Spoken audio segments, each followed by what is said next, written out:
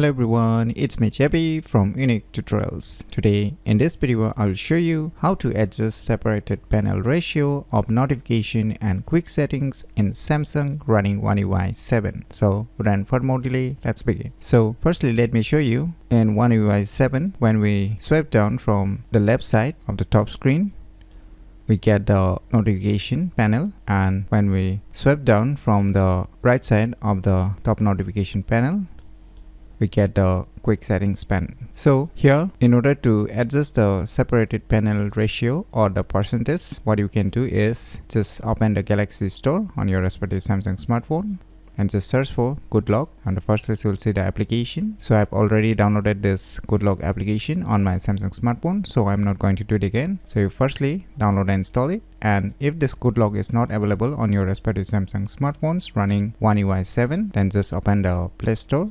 Then search for one application named as PineLock, and first you will see the application. So you can install either of this application, and after that just open the GoodLock or PineLock, whichever application you have installed.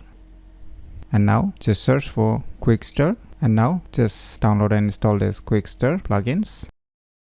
So finally the Quick Stir has been installed successfully. Now just click on it. Now just turn it on. Now just scroll down below.